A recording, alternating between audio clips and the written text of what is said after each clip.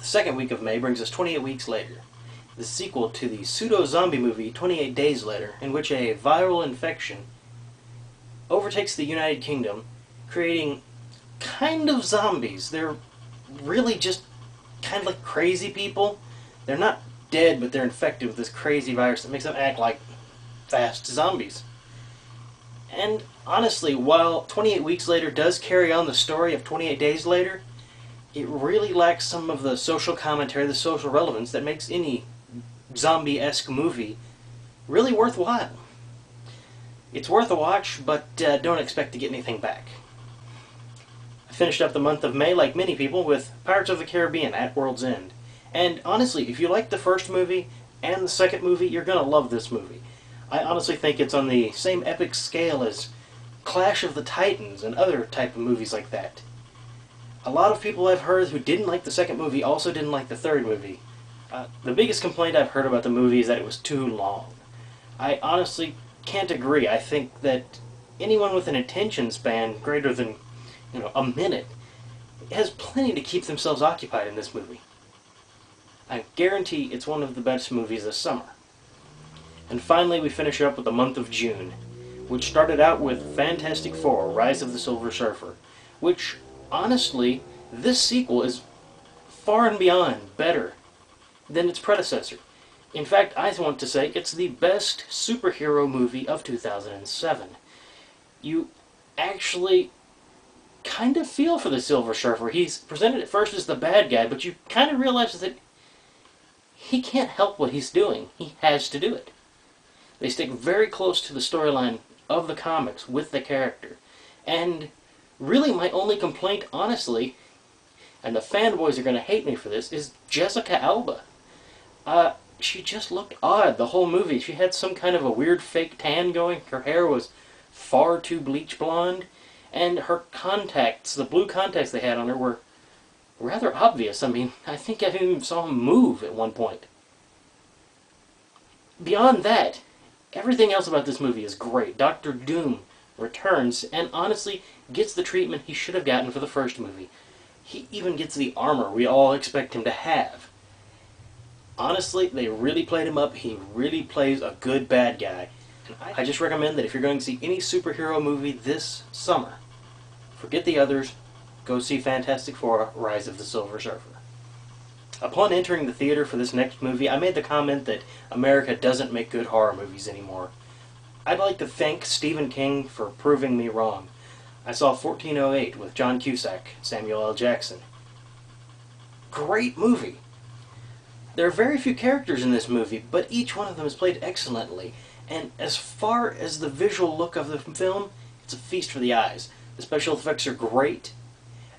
A lot of them are not really so much computer effects, more as their setting effects, lighting effects, true-to-life visual effects that honestly make for good movies. Too many movies nowadays, especially in the horror genre, rely far too heavily on CGI, and I think this movie could possibly help change that.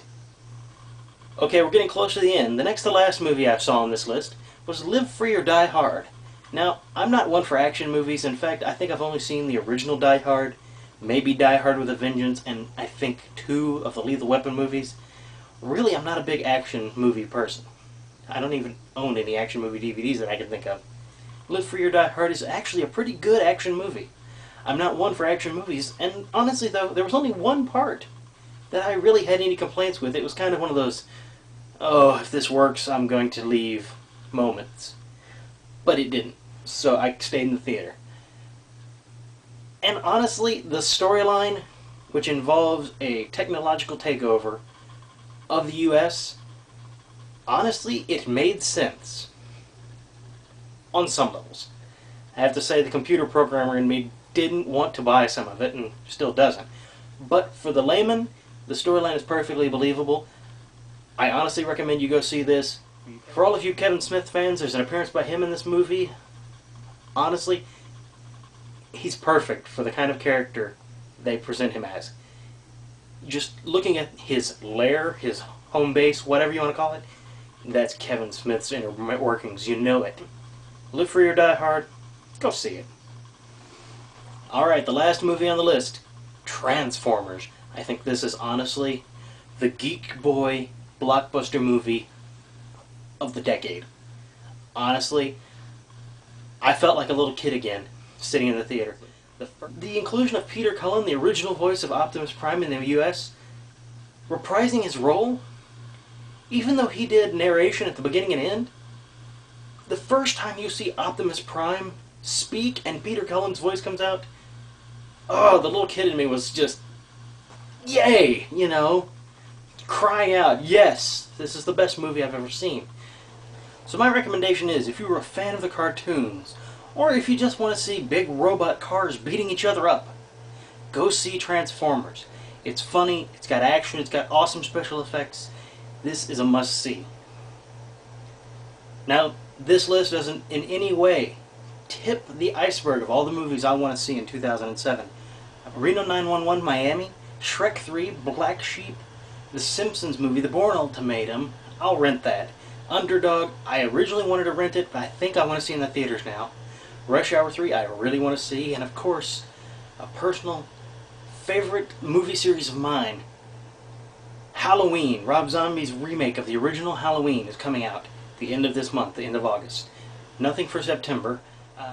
In October, we get to see the big screen adaptation of one of my favorite comic book miniseries, 30 Days of Night. This one is executive produced by Sam Raimi, who many of you remember from the Evil Dead series.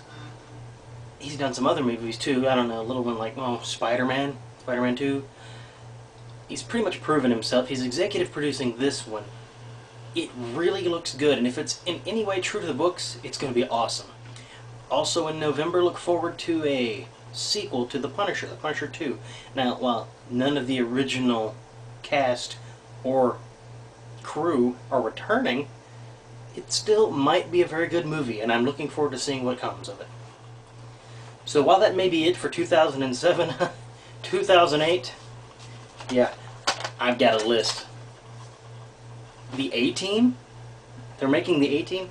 They're doing a remake of Sam Raimi's original Evil Dead. The Halo movie may or may not be coming out. There's possibly a sequel to Jurassic Park, the fourth one. The comic book The Spirit is going to be adapted. They may make a Wolverine movie or a fourth X-Men movie. Hopefully it's not a fourth X-Men movie, because if it is, I'm not going to see it. Watch X-Rant, my video. You'll find out why. A fourth Terminator movie may be in the works, even though they've already got the TV show. Wonder Woman possibly, maybe on hiatus now. Cloverfield or 11808. The J.J. Abrams film that they're keeping a real big secret.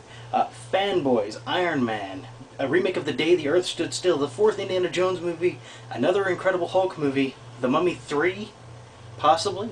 The Dark Knight, the sequel to Batman Begins, Hellboy 2, The Golden Army, Angels and Demons, and Star Trek 11. So we're pretty much set for the next year. Thanks for watching.